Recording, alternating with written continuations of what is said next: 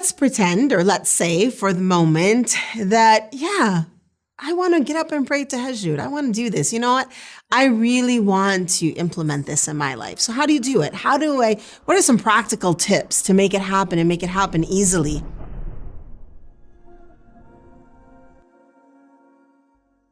Let's look at the day first. We want to use the day to help the night. And then we use the night to help the day. How do we use our day to help our night? First of all, we want to not overeat, especially at night. So we don't want to have, subhanAllah, the heavy dinners of nighttime that are actually quite common in many different countries that I've been in are not helpful for praying Tahajjud. The habit of eating lightly at night or not overeating at night is much better. Going to sleep with an empty stomach it makes it much easier to wake up at night. And we all know, those of you, and I'm sure it's most of you, because this is the way of the world today, most of us have been on a diet. And one of the first things they tell you when you're going on your diet, don't eat at night, don't eat at night, don't eat at night. It's not only something that isn't good for us physically, also spiritually, it can take away from our ability to wake up at night. So that's one thing. Secondly, if you can take a nap in the day, especially if the nights are short, try to take a nap in the day, a power nap, like a 10-minute nap, a 20-minute nap. This will also really help you to wake up at night. In fact, that in itself was a piece of advice from Rasulullah sallallahu alaihi wasallam himself, where he advises us to seek help in eating at night, suhoor, for fasting, and to seek help with a little nap in the day for tahajjud. So now we have two things. We have eat less in the day, or at least eat less at night. And we have to take a nap in the day. Now, the prayer at night is something, just like anything, when you want to get it done, when you want to start a new habit, you need to be thinking a lot at first and less later. So in the beginning, start out by choosing where you're going to pray. Set it up before you go to sleep.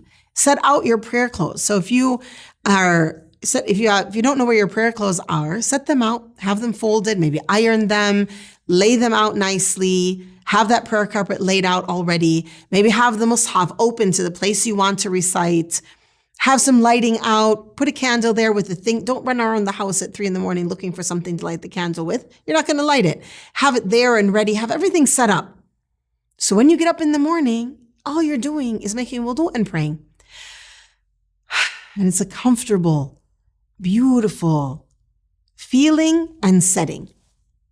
Now, there are a couple of things I want to, warn you about, to pay attention to, because these are things that will get in the way of developing this new habit. One of them is bitterness.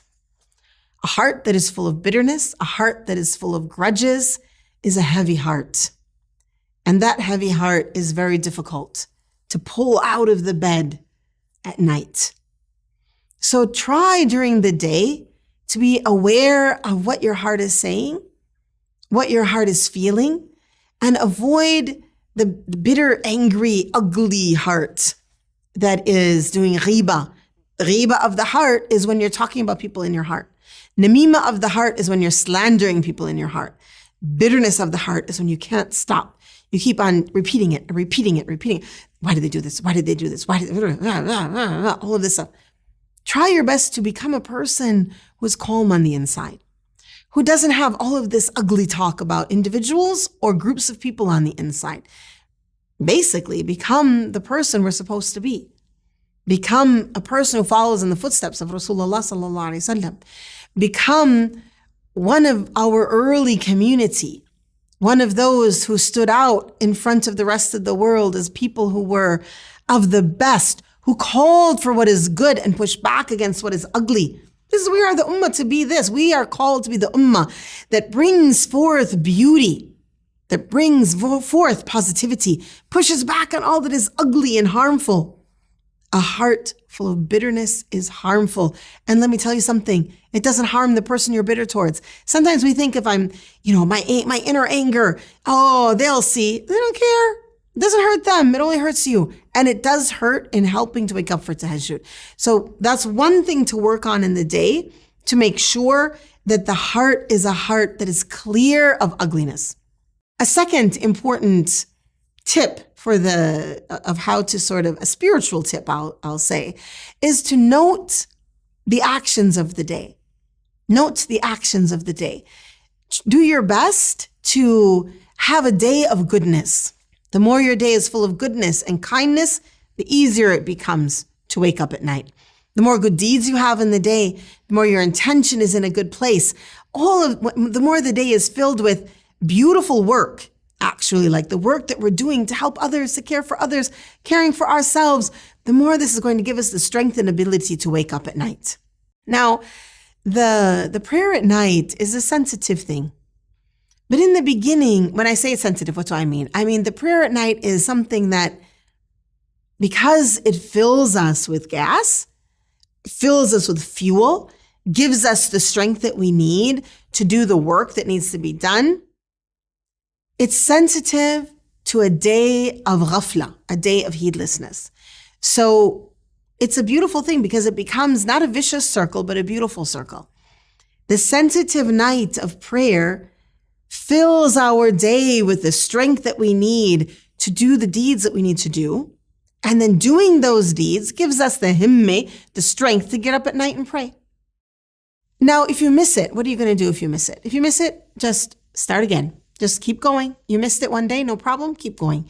If you're sick and you can't get up for a few days, subhanAllah, if you're praying before your illness, it's as though you're praying during those days. This is the generosity and the effect of tahajjud on our spiritual lives. So set up your space, create that habit, make a day that helps your night, and know for sure that your night will help your day. Becoming a person of tahajjud begins with you, begins with me individually, but pretty soon the family can become a family of tahajjud. And all of a sudden now we have this beautiful home where in every corner there is recitation of Quran. There are angels descending to listen to 1, 2, 3, 4 members of the family, 5, 6, however many members of the family there are. And it becomes a home of beauty and worship. If you are saying to yourself, oh, that will never happen, don't get stuck there. You're not praying tahajjud to make other people pray. You're praying tahajjud because this is the worship of the believer. This is the worship of the nawafil. This is the worship, the nafila. This is the worship that makes us of those whom Allah loves. This is the strength that we need. But also look to the beauty of the possibility of that spreading in the home. What happens then begins to spread to the community. We as a community, as an ummah change.